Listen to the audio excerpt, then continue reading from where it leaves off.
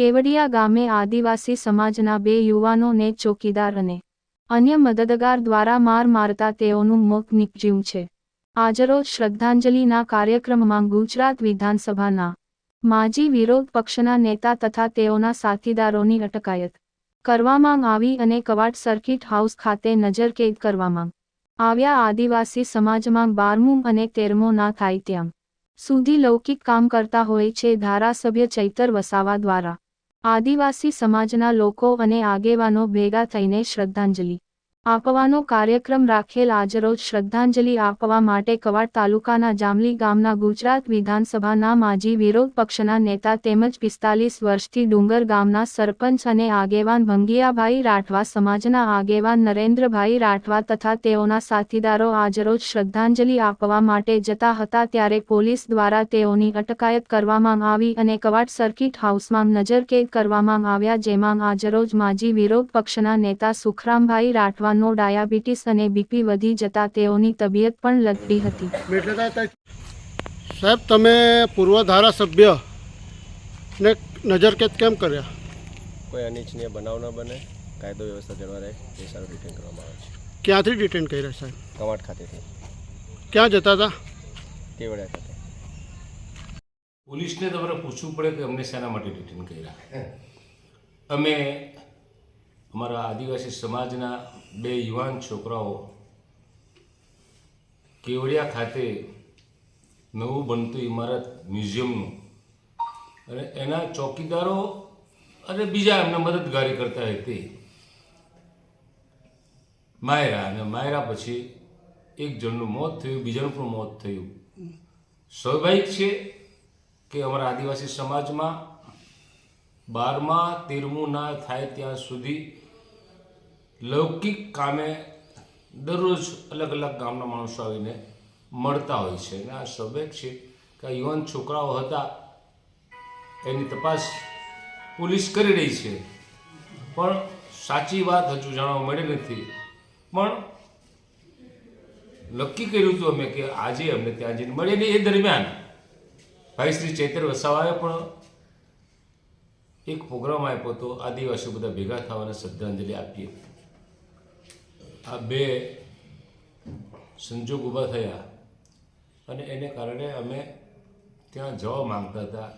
મારી સાથે વરિષ્ઠ સરપંચ ડુંગર ગામના ભંગિયાભાઈ રાઠવા, અમારા ધુમાધાર બેટ્સમેન નરેન્દ્રભાઈ રાઠવા કનલોવાળા, અમારા બીજા એક મોટી ટીટોળના કાર્યકર છત્રીસિંહ રાઠવા, અમે મારી ગાડી લઈને ઘરે હતા અને ઘરેથી નીકળીને કવાંટ આવ્યા અને કવાંટથી નીકળીને અમે કેવડિયા જવા માટે પ્રસ્થાન કર્યું ત્યારે પોલીસ અમારી પાછળ પડી હતી। અમે સીધા રસ્તે શોર્ટકટ જવા માંગતા હતા ત્યારે પોલીસે પાછળ પોલીસને આગળથી પણ પોલીસ આવી ગઈ। મંકોડી અને વીજળી અને કાનાબેડા આ 2ની સીમમાં પોલીસ સામે આવી જતા એમણે ના પાડી કે તમે જઈ શકશો નહીં અને ત્યાંથી પોલીસવાળાએ ડિટેન કરીને તમે જોઈ શકો છો કે અમને કવાંટના વિશ્રામ ગૃહમાં લાવીને બેહાડ્યા છે। સરકારે આદિવાસીઓ ભેગા ના થાય, એની માંગણી બુલંદ ના કરે, એનો અવાજ દબાઈ દેવા માટે પોલીસ તંત્રનો દુરુપયોગ કરીને ત્યાં આવતા આદિવાસીઓને અટકાવવાનો, એમાં માત્ર આદિવાસીઓ જ આવે છે એવું નહીં, બિન આદિવાસી પણ જવાના। આ એક દુઃખદ ઘટના છે અને દુઃખદ ઘટનામાં ભાગ લેવા સૌ કોઈ જઈ શકે છે, પણ એનો અવાજ બુલંદ ના થાય એટલા માટે સરકારે પોલીસ ખાતાનો દુરુપયોગ કરીને મારા જેવા જે ત્યાં જવા માંગતા હતા એમને રસ્તામાંથી અટકાવીને રોકવામાં આવ્યા છે, તેમ મને પણ અહીંયા રોકવામાં આવ્યો છે। પોલીસે તમને નજરકેદ ગઈકાલ સાંજના કર્યા હતા, તો તમે ઘરેથી નીકળ્યા કેવી રીતના જવા માટે? પોલીસે રાતના લગભગ 9 વાગ્યાથી મારે ત્યાં પોલીસની ગાડી આવી હતી, પણ મને એવું લાગ્યું કે કોઈ સંબંધી હશે, તરજુભાઈ રાઠવા ફોરેસ્ટર છે, એમના જમે કંઈ ગાડી લઈ આવ્યા છે લાગ્યું એટલે મેં બહાર નીકળી કંઈ જોયું, પણ સવારમાં મારી નાની દીકરીએ કીધું કે દાદા પોલીસવાળા છે એમ, ત્યારે મને ખ્યાલ આવ્યો કે પોલીસવાળા છે।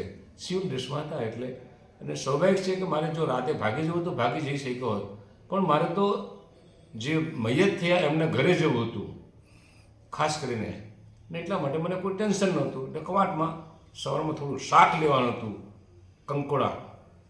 એ કંકોડા લેવા માટે કવાટ ઓફિસે આવ્યો હતો અને કંકોડો લઈ અને ઘરે શાક આપીને પછી નીકળું. એટલે પોલીસને શંકા ગઈ કે આ કંઈક જઈ રહ્યા છે, એટલા માટે રસ્તામાંથી મને ડિટેન કર્યા છે. તમને સુખરામભાઈ સાથે ડિટેન ક્યાંથી કરવામાં આવ્યા અને શા માટે કર્યા? આજે કેવડિયા ગામે બેસણામે જવા નીકળ્યા હતા. 2 છોકરાને જુવાનોને મારી નાખ્યા. એના લીધે અમે સુખરામભાઈ, નરેન્દ્રભાઈ, સતરસિંહભાઈ ને અમે 5 જણ જતા હતા. એ મેં આગળ ગાડી ને પાછળ ગાડી પોલીસની આવી અજીજલી અને કાણાબીડાની વચ્ચે અમને રોક્યા અને રોકીને પછી ગેસ્ટ હાઉસ મેં રિટર્ન કરેલા છે.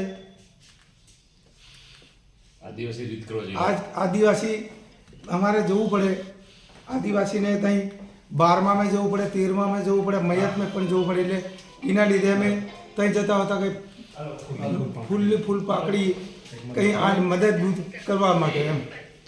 તમે કોઈ રાજકીય પક્ષ સાથે જોડાયેલા છો? સામાજિક છે, સામાજિક તમારો કોઈ રાજકીય પક્ષ સાથે છેડો હળે છે કે તમે કોઈ રાજકીય પક્ષના કાર્યકર છો? કાર્યકર છે એમ નથી, સરપંચ તરીકે છે. કયા ગામના સરપંચ છો? ડુંગર ગામ. કેટલા વર્ષથી છો તમે? 42 વર્ષથી. શું નામ તમારું? અંગિયાભાઈ બચુભાઈ રાઠવા.